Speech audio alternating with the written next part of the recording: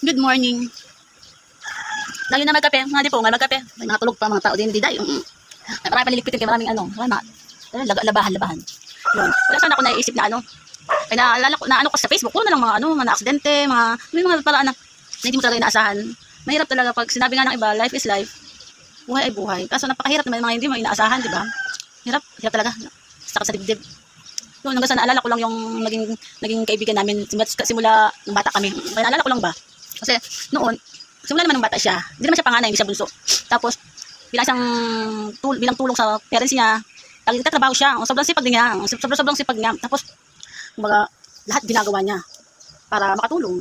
Pero sa totoo lang, sa sarili niya, hindi siya ganun kahilig sa basa. Sa sarili niya, kumbaga, marami din siya tinutulungan ng mga pamangkin, mga yung sa bahay, kasi hindi naman nagtatrabaho yung nanay niya, tatay niya, hindi rin nagtatrabaho. So sila ang tinutulungan sa bahay ba.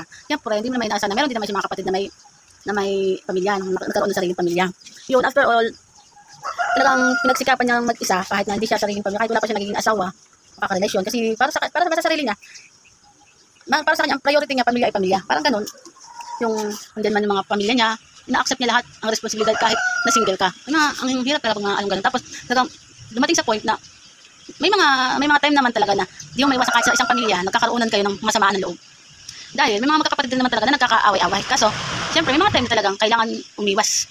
Kahit na simulat sa pool naman, oo. Sabihin man simulat sa pool, yung mag-away man siya, mag-away din uli, away doon. Hanggang matigas. Kung sino matigas, sinong mabagsak, ayun, di man ang bumagsak sa kasuntukan. Edi yun, ikaw talo, parang ganun. Hanggang sa tumagal na, may mga time talagang nakakalimutan lang din. Kung pinapabayaan na lang ba? Kasi sa umay na rin ba? Sa sobrang umay na sa umay sa pag-iisip na sa araw-araw noong simulat ngayon, ganun pa rin. Di ba? Parang ganun.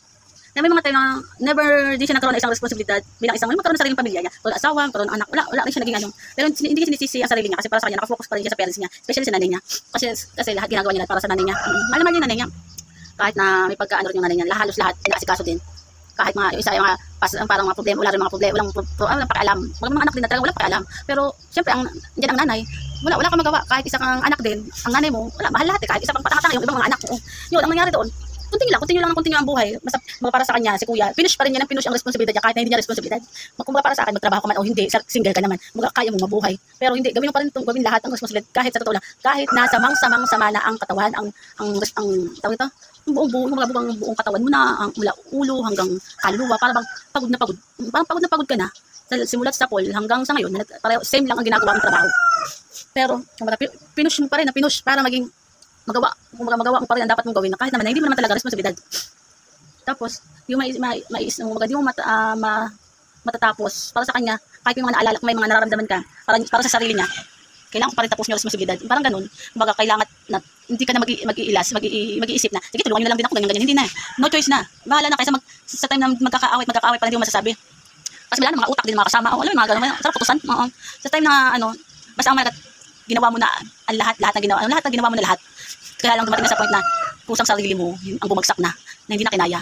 Kumbaga lahat dinibdib na lahat, pinush mo na lahat. Kaso lahat naman ang dumating sa buhay mo imbis na kaligayahan, dumating pa sa'yo yung isang parang pagpapaalam na lang.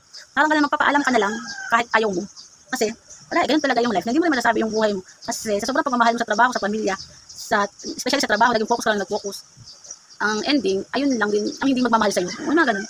Kahit sobrang mahalin mo isang trabaho, ang responsibilidad bilang, hindi na trabaho. Hindi mo rin, kumbaga, hindi, kahit mahalin mo ng mahalin simula sa pulang kapag tanda mo, hindi rin yun mapapa-over life. Kumbaga, hindi ka rin mamahalin. Mamahalin ka rin ng matagal. Kumbaga, sa time na, pag nagkasakit ka man, o matuluyang ka, di mo masasabi sa sarili mo, di ba? Kumbaga, mawawalan din ng kwenta yung company para sa'yo. Kasi may sakit ka na sa sobrang sipag mo sa trabaho. Kaso, ang pagdating ng sakit, hindi ang company ang may responsibilidad sa'yo. Kasi hindi nila ipupush na konting, kumbaga, kahit kailangan mo magpahinga sa company, hindi mo kaya. Hindi lahat ng responsibilidad sa company bilang bago, ay company yung mga leader o mga may-ari. Ganun. Masasabi ka lang sa kanila, pero sila, masasabi ka pa nila. Hindi kasi ikaw pa rin sa sarili mo makakaramdam. Kasi hindi naman nila mapupush yung, ganito, totoo ba yan? Na-experience ko na rin sa ganyan. Halos matigok ka na't lahat. Gusto mo na magpahinga, hindi pwede. Kasi nga, marami kang ginagawa. Kung ipupush pa na lang nila, sige, mag-resign ka na lang. Kung ayaw mo na magtrabaho, mag-resign ka na. Kung hindi na kaya ng katawan. Mga ganun. May mga responsibilidad bilang isang leader o mga bossing, dapat mas may mga utak din sila na dapat responsibilidad na itama ng ayos. Diba? Yung mga ganun. Naalala ko lang. Hindi mo na talagang iwasan na halos lahat din matitigok na lang ang halos sa sobrang trabaho. Sobrang kasipagan. Yun lang, kaya nga hindi pa nagtatrabaho kay. Mahirap na kapag nakabalik ka naman ng trabaho, matigok na talaga ako na tuluyan. Dahil akala ko natigok na rin ako nun. Kaso sa awa naman ng Diyos, sinipa ako ng Diyos na na sinave ko pa rin yung sarili ko. Sinave pa ako ng Diyos. Kahit akala sa sobrang mahal na mahal ko magtrabaho. Parang trabaho, hindi ako minahal. O, break up na sila. Break up na kami, kaya dipota. Hindi naman ako trabaho, kaya dito muna sa bahay, dipota na yan. Yun lang, paano lang ako. Kaya tayo, magkape na tayo. Ayan ako, pangalawa na akong kape, Diday. Pangalawa na, Diday. Ayan, natuwa na tayo. Goodbye, goodbye.